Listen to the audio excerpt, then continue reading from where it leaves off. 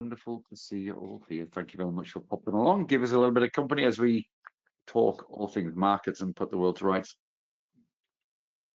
and drink lots of coffee. Cameron, how are you, mate? I'm good. I'm good. Got, as I said to you earlier, I've got a little bit of a cold at the moment, but what can you do? But otherwise, all is good in Well, the you're world. Scottish. How You you should be doing, mate? drinking. I'm I good. You know, should I be know. Scottish. You should be drinking whiskey, shouldn't you? I should, but it might have been the whiskey that gave me the cold. So Right, it's one of right. those. Yeah. Yeah, I know it well. I know it well. Well, good to share some time with you, as always. as always. Yeah. And thanks to everybody who's popped in, said hi already. So good day to Keith and James and Roger. And good day, Brian and Bill Allison and Rob and Johnny. How are you, mate? Today, Ben. Hope you're good. Right, let's get into some stuff. Good day, Bob. So as always, we're going to start just by a little roundup of what's happening now. Of course, then we'll sort of have a deeper dive on some stuff as we do. Yeah, I need to get another webcam that actually allows me to project onto that green screen. There's some software I use, but not for these purposes. So anyway, US equities still toying with record highs. Where's the pullback, Cam? Well, as they say, it's normally September's the time the market pulls back. We haven't seen it. We certainly haven't seen it. 7 days. We've got 7. But We've got maybe 7 this days. week. We've got 7 days, but we've also got October. I don't think we're out of the woods until we get through October. I think we're still on last week's rate cuts and the move up. I think you're absolutely right. I'm not on solid ground until we get kind of October out of the way. Yeah, I hear you, mate. I hear you. Look, we've got a big number on Friday with that PC data out. That's obviously going to be because I mean we'll talk about the Fed in a moment, but that's obviously going to play into decision making. They're trying to emphasize it's data driven, but it doesn't feel very data driven at the moment. It was an interesting one, wasn't it? But we've also got global PMI coming out various points during the day, and obviously we've got half an eye on rates and half an eye on the economy, of course. Be interesting to see what those numbers come out of the US. Is there any sort of significant uptick in manufacturing and also purchasing managers with the impact of the tariffs? We'll have to sort of wait and see on that, of course. Just more coming up in more detail. We're going to talk about a few things as we always do. We're going to have a little bit about the Fed, a little bit about gold. Just have a little bit of a yarn about Bitcoin as well, which seems to have a little bit of a sticky level. It keeps on returning to. We'll have a check our chart and talk some stuff on that. I'll do a little bit on hybrid trading. I do have a session tomorrow night, which you're welcome to come and have a deeper dive, but I'll just introduce it a little bit. And then Elon backed his own company, Tesla. Key level smashed, and Cam's got some major updates on the whys and wherefores of that action and subsequently what happened. So let's talk Fed, Cam. After we've had a look at the Nasdaq, which is just staggeringly good. Just continues up and up. Fed watch. So this is. I've got these in the wrong order, but as you've already said, we expected a 25% cut last week, and we got a 25% cut last week. Sorry, a 0.25%. His narrative was interesting. Did you hear his press conference at all? I heard the important bits. Yeah, because he seemed to play the balance between we don't like where inflation is because it's ticking up, but we're worried about the slowdown, particularly the jobs data that's been out of late, and so it's that they're in an interesting situation, a little bit of a tightrope situation. And you've got Trump and the economy on one side, and inflation being very, very sticky where it is right now. And yeah, it's a really interesting. But we have got. He did telegraph two 2 further cuts this year and 1 early next year, I think. Is that right? Yeah, hinted further cuts, and then we'll have a look at the stats. But I pulled the stats this morning. We're pretty much on the high probabilities for a rate cut in October. I think it was 91% this morning. That's that chart on the right. Yeah, it's pretty And interesting, isn't it? actually, Mike, it's just to check everybody is seeing Mike's screen. I'm still on the starter slide, Mike. Maybe there we just go. check That's with the right. There guys. we go. Sorry, apologies. It was paused. Is it moving? That's my Okay. Yeah, it's moving. So yeah, so 90% for October. I think that's pretty baked in, isn't it? As was last week. And then what are we at? We're at 70% for December. So I think that's fair enough. We've got a bit of time just to see what happens. Check in on that. Yeah, I think it was 70, 71 or something this morning. Yeah, 73. 73. Okay, not too bad. So yeah, I mean, I think there's a bit of time anyway for that one in the sense of it felt like they just want to see what happens. If do one rate cut, do another rate cut, and kind of watch the numbers that seem to mean something to them, but mean nothing to anybody else. Yeah. And of course, Trump's had his little say since last week in terms of it's not enough, etc., as we would have expected him to do so. That PCE data, we are expecting a tick to the downside, it suggests, in terms of consensus, which could be, if that comes to pass, that'll be good. That'll support that.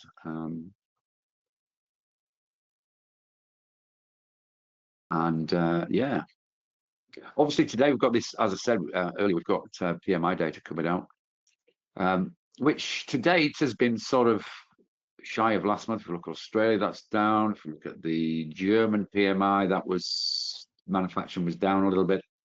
Services are doing back in expansion. Eurozone, same deal. And the UK saying that those aren't very good numbers at all. Really. Well, I mean, what do you expect from the UK at the moment? I mean, it's just sorry for me, a bit broad brush at the moment, but UK is in trouble from all sides. So, feeling for my fellow countrymen from the UK at the moment. It's a hard one.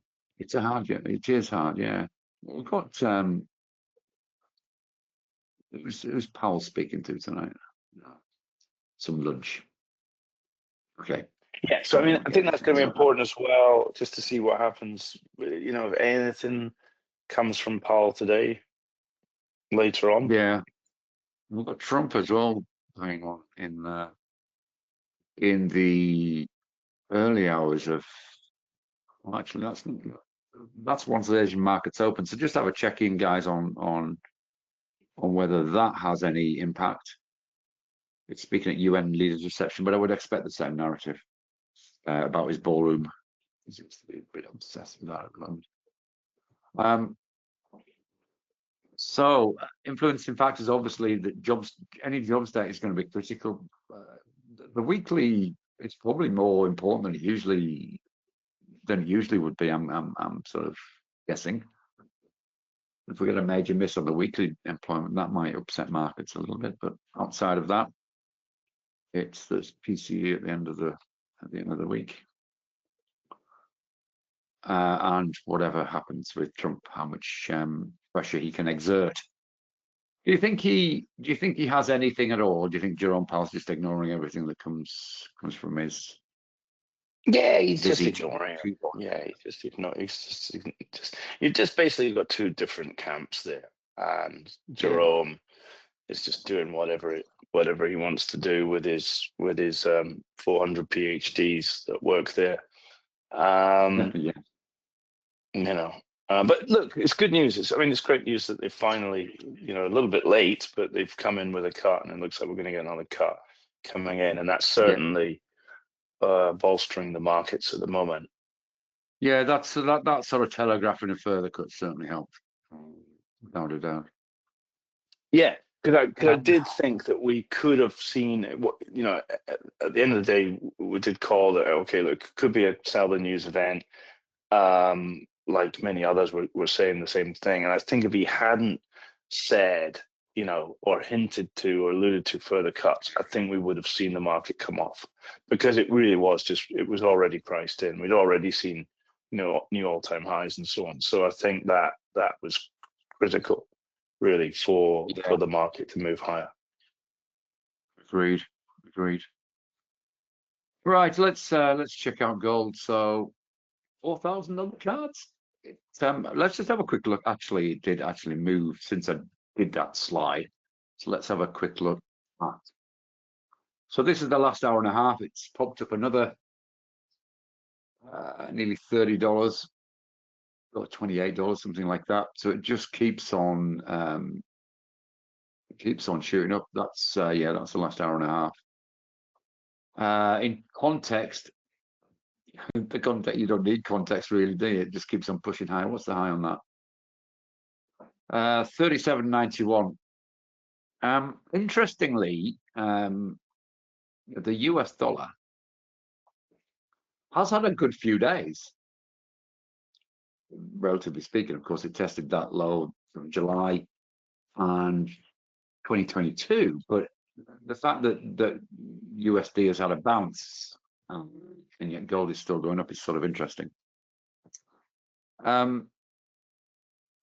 Drivers on gold, Cam?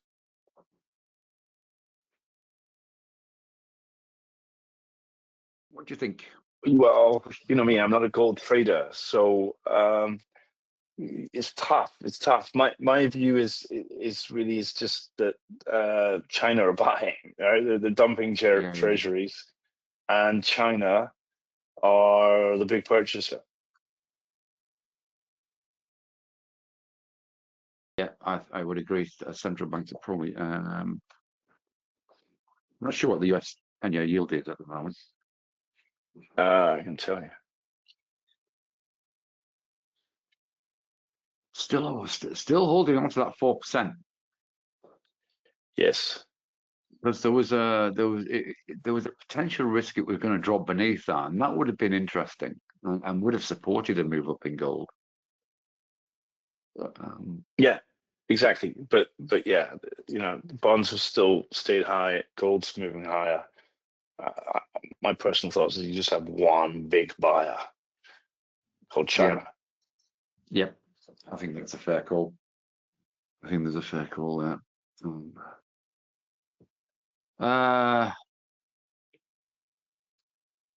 If there's no cut next month, do you think the balance of probabilities that when the market will pull back? The market will go la-la if it doesn't cut, but it's priced in so much I can't see them not doing it. That's a fair call, is it, Cam? There's virtually no chance of no cut next month at this stage, unless something dramatic happens with that PCE data on Friday. Yeah. Well, we've got today and we've got Friday, so let's see what happens there. And yeah, I mean, again, you know, we'll just follow the numbers. Yeah, to see how likely it is. But yeah, if he doesn't, then yeah, the market's gonna come off, which is no bad thing at the moment, because you know we're long in the market, certainly from my side. With my guys, we're long in the market, but we're open to a pullback, you know, to add cash in for Q4 and Q1. I just want to have a. Is it tech that's just piling this up primarily? Let's just have a. Just going to have a quick look at see what I think this gives us a. If we put this on ETFs, and let's do a.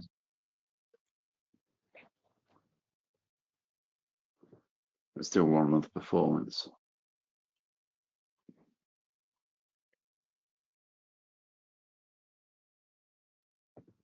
So it is really, there's tech, bright greenness about it. even it's fairly broad based, isn't it? Apart from non-cyclical consumers, it's a relatively broad based rally. Financials are doing sort of okay. Yeah, but when you look at the weighting of the stocks, you know, you look at absolutely. weighting of Nvidia, you know, it's huge. So I have to say, you know, it is tech driven. You know, with Oracle, with Tesla, with Nvidia, you know, the weighting of those guys. There's the last one. Big You can rally see how big the boxes I mean, are. look at that. 35, is that 35% there, Mike, for Tesla? Yeah, 35.6%. Boom. Yeah, no problem. No problem, guys. Hopefully you're all still in. 26% on Google. I missed that. I must admit, I wasn't. Yeah, you know, Google as had a really possible. good run. Oracle had a good run. Nvidia is still high.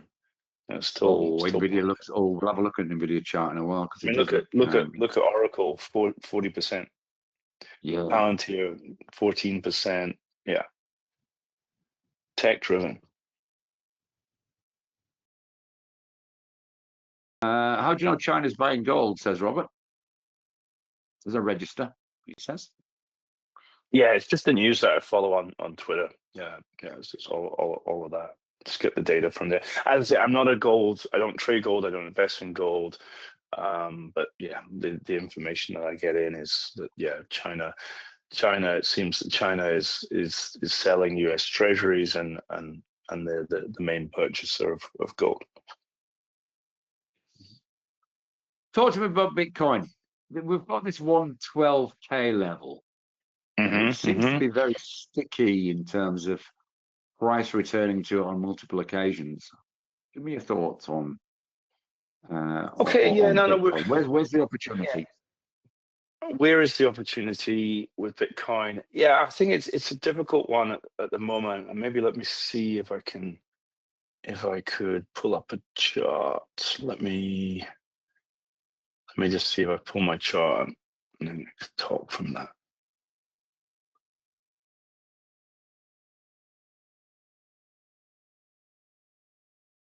Got one up here if you want.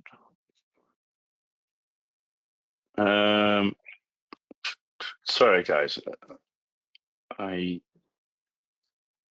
Can you see that one? Okay. I can't. Mike, let me pull my own chart up if you don't mind. Yeah. I'll give you at all, mate. back. Let me know when you're good, and I'll flip it over.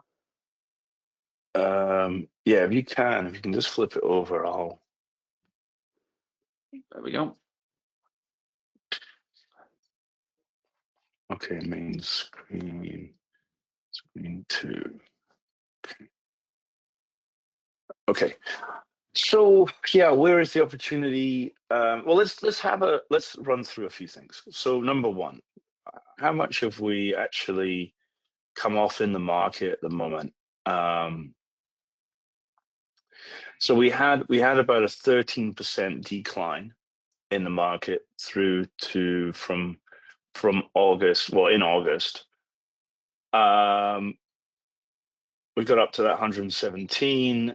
Now we've failed there, and we're down at sort of 111. So you know, you could argue that we're forming a kind of a reverse head and shoulders here. And you know, does the market come off from these levels? Quite possible. Quite not come off. Could it just move up from these levels? So quite possible. There we go. Got this low. Got this low. Got this low. I personally am wanting this market to get lower. I'd like to see us actually take out this 107 level, that we go down, take out. And yeah, basically we've got the MA 200 at 103, and then this purple line here is the yearly VWAP. So I'm just looking at my other screen over here. Down at the 100 levels, and I've got support around these levels. So you know, in a blue sky ideal world, I'd like to see it get down to 100, and that would give us a little bit more of a seasonal pullback. Yeah, so 17%, maybe 18% off the market, off the highs. We're going to have something that happens to push us down there. Of course, it's got to be some kind of catalyst. But that's where I'm looking at. Could we move up from these levels? Sure. I think if we just look at the 4-hour chart, yeah, I think we could definitely. That could have been it, and we move higher. But yeah, it has been, as you say, Mike, it's been a little bit sticky. It's not following gold. It's not following the stock market at the moment. But as I've sort of said before, there can be a little bit of a lag with Bitcoin. It's normally 30 to 60 days behind gold. So yeah, it could just be that we're going to start to see that move coming into October, potentially even November. But at the moment, yeah, I'm camping out for lower pricing, to be honest. Okay, yeah. Collins sort of suggested that if Trump is allowing US 401 super accounts to add cryptos, is that? Yeah. Is so that we've got this a bill, thought, or is that? Sorry, go on. Yeah, I mean, look, the overall look, if you're just thinking about Bitcoin and thinking about what's overall happening with Bitcoin, it's just gonna be a perpetual bid. There's just gonna be more and more. Case in point, thanks for that, Colin. That there is an act that Trump is pushing, and it's getting pushed right now, that the 401ks, which is basically in Australia, your super funds, right? Your super, that you'll be able to invest that into crypto. And yeah, sure. Then that money, and I can't remember how many trillion are there. Maybe Colin, correct me if I'm wrong. I think it's definitely more than 10, or I think it was about 17 trillion, 19 trillion, something like that. So part of that money is gonna move in, which at the moment, we've got BlackRock, saying that, hey, you need 2 to 5% in potentially in Bitcoin. You've got Ray Dalio going, hey, you should have 15 or 15% in Bitcoin or in gold. So, you've got a lot more money that will be pouring into Bitcoin. But I think that it's hard to always quantify it until we start seeing it, because it's been that for a while. We've had we're meant to be technically hearing something maybe even today about the American Bitcoin strategic reserve. Well, we've been sort of dealing with that since Trump got in, and there was, of course, a lot of excitement around that. But we just got to wait.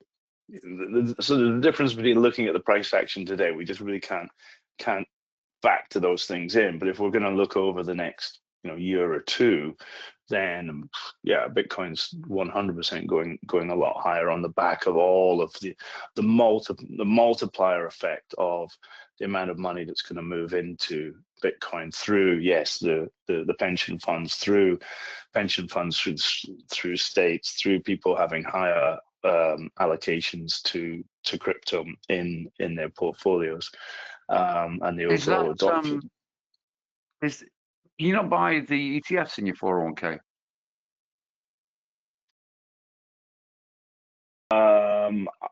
Crypto ETFs.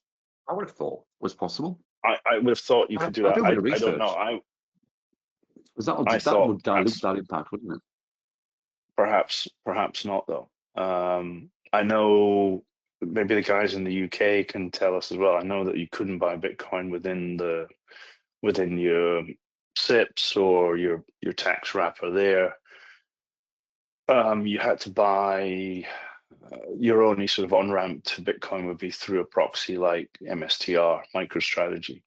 So maybe some of the guys can let us know. US wise, I personally, I just know that this bill is going through. Whether I think at the moment, it's more for high worth net individuals that can buy into Bitcoin.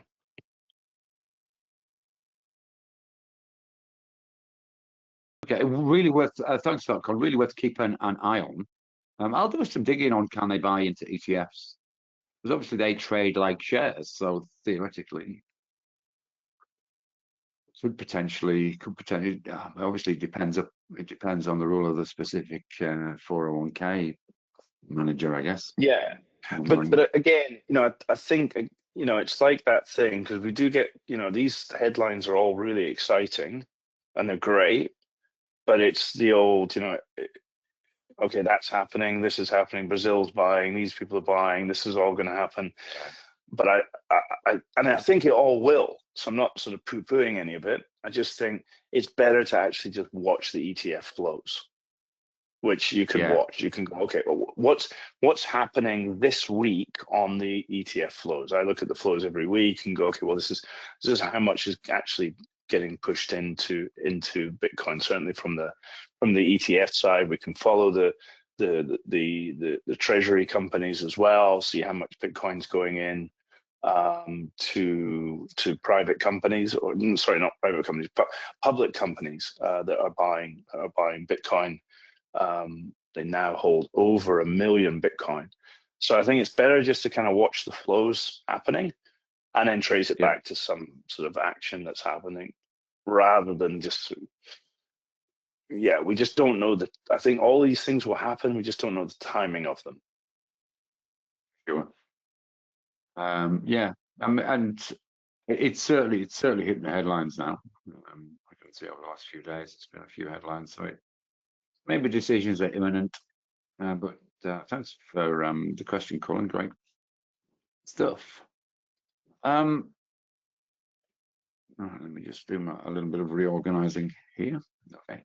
So, gone from 5 ETFs up to 45 in the past week, still adding weekly. Yeah, absolutely. Absolutely. Right. So I'll grow it back temporarily.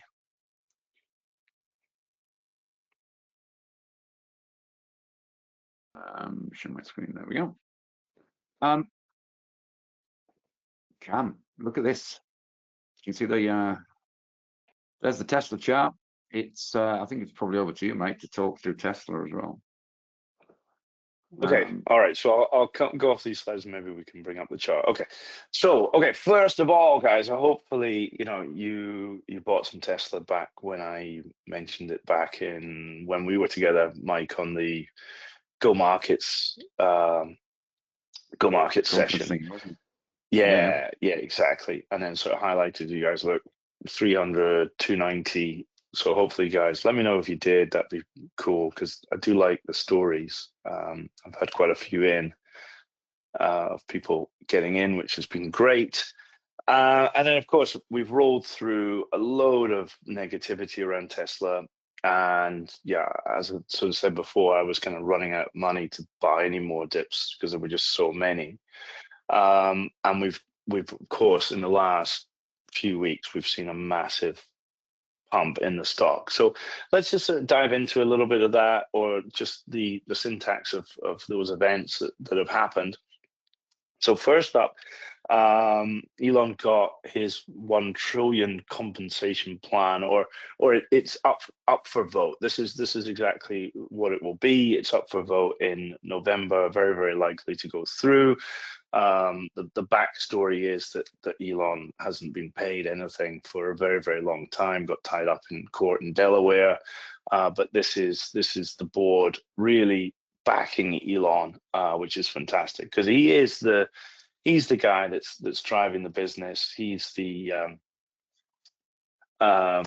Steve Jobs, if you like, of the company. And if you were to see him move away, then it could be that Apple effect, that really with Apple, we haven't really seen any real innovation from Apple since Steve Jobs sadly passed away. So this package has really incentivized Elon to stay at the company for the next decade, for the next 10 years, with key targets to be hit along the way.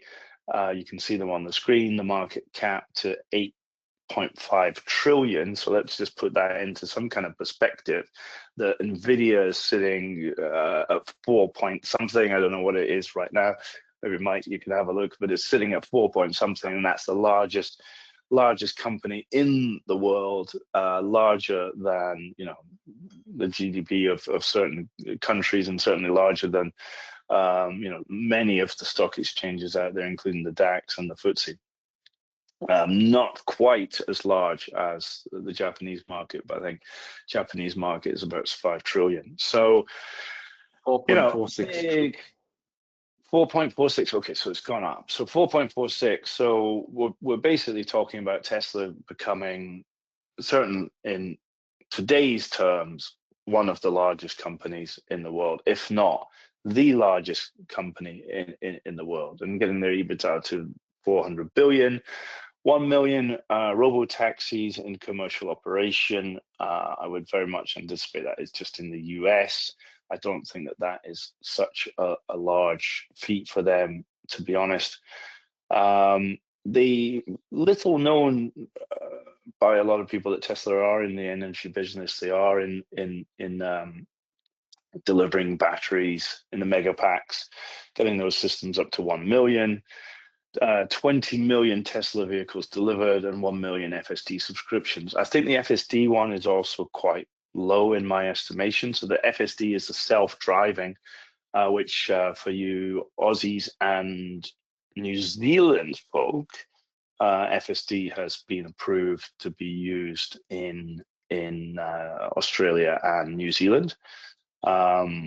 FSD supervised, meaning that you still need to, the car will drive itself, but you still need to sit behind the wheel, just if there's any intervention there. So that was stage one of, kind of really unlocking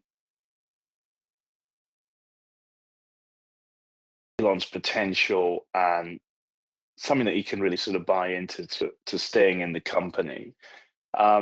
As I say, this will be in the shareholder vote, which is coming up in November, which kind of leads us on to the other thing which is happening within Tesla, which is a potential, which is getting voted on as well, which is a potential investment. We don't know what the size of the investment will be, but a potential investment into XAI. And how Elon's pretty much saying that these businesses are very linked. XAI is really needed to drive the autonomous vehicles, from the cars to now the semi trucks, and also further down the line with Optimus. So this is all hugely positive news after a massive period of negativity. Stock bounced on the back of this, but the real kicker was the next slide. That just last Monday, we found out that Elon had bought $1 billion of stock. So he bought 2.5 million shares, which was the largest. I just thought that the institutes were really getting involved. Look, this is really going, but it was actually Elon that was just pushing the stock. And if you remember, guys, I said, look, hey, there's a short-term target, 365, and then I had my next target, 395, which I gave you all. And I just was watching the stock and I was going, this is just not stopping. It's not stopping. It's keep going. I'm just going to hold this. So I held that into the Monday. And then on Monday, we found out, Mike, if we just get the next slide, found out that Elon had actually bought $1 billion of stock, which, you guys can read into this all, but really it is the largest purchase by any one individual on a single day. There are people that have bought $1 billion of stock for over a sort of a long period of time.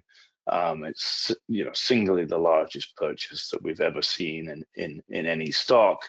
And if you think the CEO is backing the company, well, he's backing it higher, and he's bought in at sort of between 370 and 390. So you could say he's averaged in on this portion of stock. Of course, he's got other stock, but on this portion of stock at about the 380 levels. So if you were to see the stock at 380, I think would it be a buy, Mike? Probably yes. Yeah, absolutely.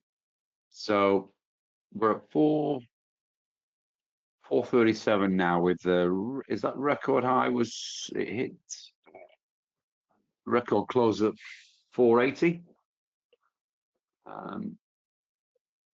Is that right? I think it is. Let me get my chart. I think we went up to 500. Intraday, I think it says 488. 488. Yeah, you're probably right, Mike. I'm a bit of a rounder. But yeah, look, Yeah. that's 488. You're absolutely right. So we're not a million miles away from that. The pre-market at the moment we're 437. yeah. And I think that the local high was about 45. I think 45 yesterday. Yeah, about 45. So on the run for sure. Would you take some off at 478, or is this just you're going to just keep on holding through that? Well, here's the challenge, to be honest. Can you guys hear me? Sorry, I'm just changing the hardware. I mean, obviously I do give out, look, these could be the next levels, but it'll always be, I'll just have to see what's happening when it gets there, and it is like that I was like, okay, well, wanting to take out 395, told all you guys 395 as well, but I will sit and watch what's going on. It will depend on the macro, the situation. Yep. And like that on the Monday, I mean, well, look, if Elon's just bought in, that he sent a massive signal to the market. It did. And he's potentially front run them. Now, Tesla's a volatile stock, so could it come back? Absolutely. But I don't think we're on for a straight line up. But yeah, we could run up to the highs now, maybe get a pullback. Of course, it will be affected by the broader market as well. But finally, we've got the breakout that we wanted. So I think it's a case of buy dips for sure with Tesla, as all of these great things have happened, and on top, they've got robotaxi rolling out very steadily, very, very steady. Nothing huge, but it's rolling out into new cities, new states, and just getting it to a position where it can scale. And at the moment, the cost of a robocab compared to Uber is anything from 20% to 50% of the Uber price. Yeah. So it's just a matter of time until they start taking that market.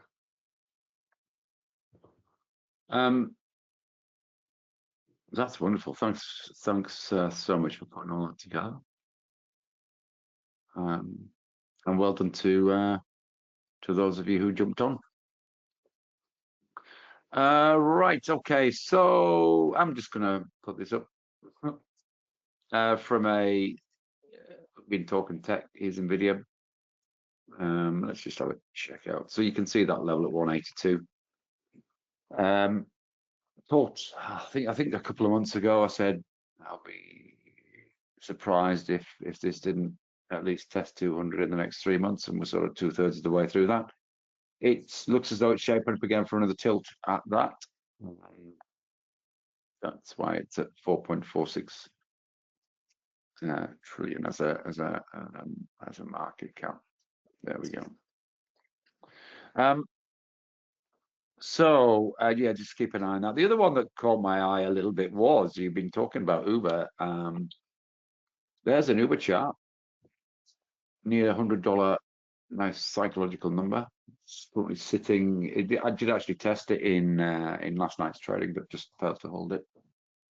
But that looks pretty sweet as well. We'll breach $100 and we could be rocking and rolling. Obviously, all-time highs on this again. So those would be my two to watch for the next couple of weeks or so. So sorry, Mike, when you say rocking and rolling, you mean rocking and rolling higher, or Yeah, absolutely. Yeah, I think this, if it breaches 100, I think it's on its way. But it's got to get to 100. It's obviously a key. It's obviously a big round number for markets psychologically. Yeah. But really, since the beginning of the year, sort of 65%. I'm looking at that hammer candle there, Mike, and going, is that like, I know that's nothing right. about that. Yeah, I know nothing about the Uber stock, so don't follow me, guys. I will look at it at some point. It will be a shorting opportunity. I'm not saying it is now, but all I do see is that hammer candle and thinking, wow, that's I think that's just let's give $100 a nudge, and then maybe we won't. I don't think there's anything significant in that on its own. If it had breached, if it had breached previous days or last week's highs, I probably would have. Maybe that's worth watching, because it could drop its way back down to 90, which would obviously be around about a 9 or a 10% drop. So one to watch, but it's like any big number. Markets like to toy with it sometimes. So that would just, as I say, it's just one to watch. But as I said, I think if it breaches that 100 with any momentum, it might be interesting to the upside.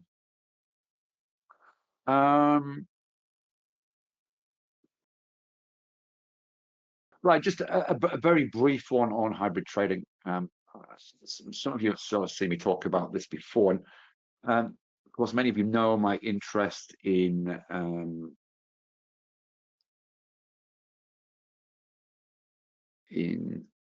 EAs generally, but I thought I would take it to the next level, because essentially this all started with the concept of an exit-only EA. So people, there's no doubt that humans watching charts are often and gathering data from X, Y, and Z are often in a slightly better position than an EA, who essentially looks at probabilities over whatever period you backtest, and then subsequently make the best call on what the settings are. So for many, discretionary entries are good, and then they bugger it up essentially by an exit. So this is one way of doing it, but there is, of course, two other ways. You can use an entry-only EA, which can obviously enter things while you sleep, and then use a discretionary exit. Or, of course, there is one other model, which is what I'm terming smart market monitoring. And what this does is you're using essentially the same underlying technology that would sort of trigger an EA, but rather than actually triggering an EA, you are getting it to notify you and say, hey, this setup's worth having a look at. Now, what's important with all of these and with any of this EA, semi-EA, hybrid trading, is that everything is user definable, so you can set things according to your particular preferences, etc. And there's no doubt that most of you are hybrid traders anyway, because you all, or my guess is most of you will play system stops, system take profits. You might even indulge in a pending order or two. And that essentially is hybrid trading. It's that sort of combination of discretionary and automation to help you trade whilst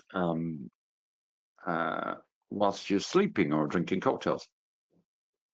So that's the underlying thing. Now, just to give you a bit more, so I've been working on this now for quite a lot of time, and an extraordinary amount of hours. So there's a few things that we've come up with that I'm going to talk about in detail at a webinar tomorrow. I'll put the link into there where you get a lot more detail on this, but I'll show you a couple of things.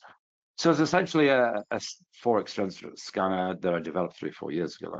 That's all good. Now I've sort of started to align that with strategy. So looking at common setups, and I'll show you this in a minute. Then there's the trader dashboard. There's entry-only EA. There's a multi-exit EA, strategy performance tool, which is an evaluation tool. And the notifications should have been app through the MT5 app or MT4 app and SMS notifications. And then there's other things we're looking at like margin notifications, market shock notifications, and much more. So that's the component parts. Just to give you a little more, just to give you a little heads up on what it might look, on what it actually looks like, because these are live. So this is the dashboard. So this is an EA, essentially. EAs don't just trade for you; they're particularly good at organizing information for you. So this is something that developed and is now live, trading live on here. So you can see there's multiple panels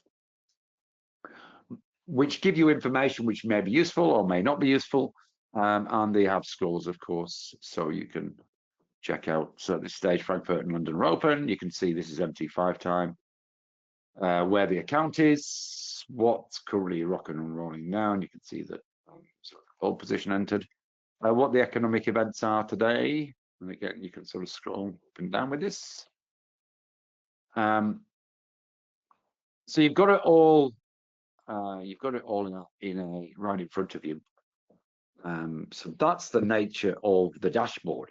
And of course, because now I've got the infrastructure to do this, then I can refresh at any time. It automatically refreshes every 3 minutes, I think, or 2 minutes.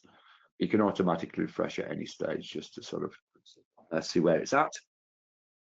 The currency strength one is an interesting one. It's like so it compares the Australian dollar, will be compared against, or will compare itself against 27 other pairs. At the moment, it appears to be quite strong on that.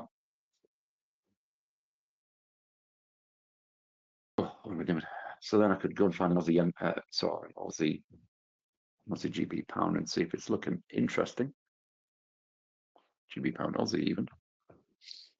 And you can see it is looking interesting, but the other way that you would expect. So you can alter the time frames on that monitor. Now the other thing, there's lots of other panels that are going to be developed over the course of the next few weeks. Now I did talk about this. This is if you like, a prototype of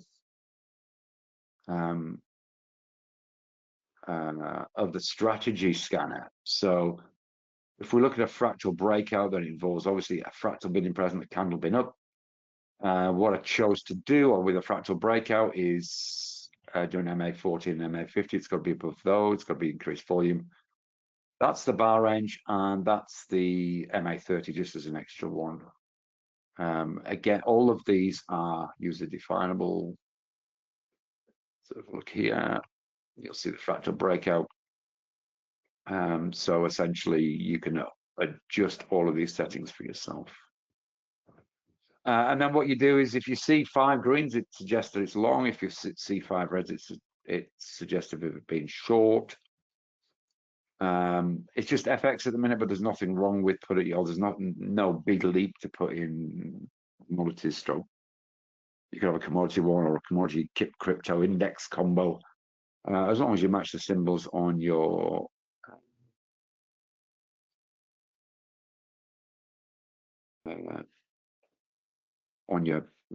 platform. It's good. So that's a couple of other things you can do with the ACE. In terms of just to give you a little bit of a, I've got it.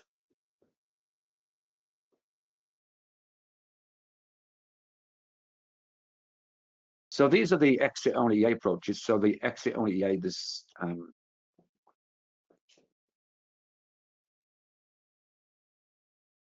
9 exits on that, and each of these again is usually definable. So you tick the ones you want, you attach it to a trading ticket, and then it'll run it for you. So overnight, if you want a partial close and trail, you can do that. If you want a protection of a catastrophic candle, you can do that, and then you TP and stop loss if you want that to respond to ATR during the night, then that's fine. So this is what we can do. So if you want to join me on the webinar, I'll put the link in there, just give you a bit more information, but just want to give you a quick oversight of what it's all about. Because it's sort of interesting, and I'm quite excited about it. Lots of good feedback about the the dashboard panel. I'm really keen to see what other ideas people have to include within that. So if you have any bright ideas, just drop me an email.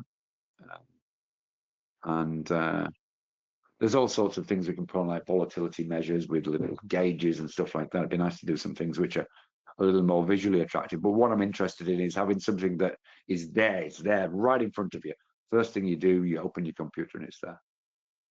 So that's where that's all at. So if you want to join me tomorrow, then the link's in chat. So that's, I think, what we planned. So obviously pop into the Discord channel, ask questions in there. Obviously, there's a Telegram channel that Cam runs, which is a fantastic source of info. If you want to put that link in there, Cam, if you've got it handy. Otherwise, we'll just put it in the Discord channel if sure. If not, just Discord open a minute. No, I haven't. Next session in a couple of weeks, I think. Check in. We'll let you know. Just keep your eyes peeled. So, guys, have you got any questions or anything that you want to ask or raise, or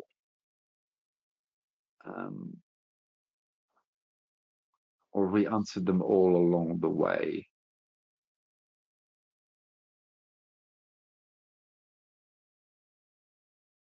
It looks as though we've answered them all along the way, I think. James, you're very welcome. Thanks for the thanks. Yeah, cheers, James. Thanks. Thanks, Mike, Cameron, and Tesla. Good work, Brian. Cheers, Alison. Thanks, Rob, and Robert, and Bob, and Michael. Guys, it's always a pleasure and a privilege to just share some stuff as we have a chat. You know where we are. If you thanks, John, you're very kind. And Cash, it's a pleasure to see you, mate. And Cam, do you own a Tesla? Well, I'd love to own a Tesla, but no, I don't own a lot of things. I actually, I'm a very minimalist person. I try to own as little as possible. But if I could own a Tesla, you'd be in one place. Yeah, I would. It's probably not the best place in Asia at the moment to get the best out of it. But yeah, let's just say I own a good portion of the stock. Yes, absolutely. It's a good amount of my portfolio, that's for sure. Appreciate you all, guys. Yeah, thanks, Colin, as well. Okay, well, look, thanks, Cam. It's been a pleasure and a privilege to share this with you as likewise. well. Take care of yourself, buddy. It's always I hope good. you're feeling better soon. Yeah, just air conditioning and whatever. But be all good. Take care of yourself. All right, guys. And cheers, Mike. And to the rest of you, cheers, Cam. And to the rest of you, enjoy the rest of your evening. Thank you very much. We'll see you soon. And thank you for being part of this. See you soon on the next bar. Yes. Bye for now.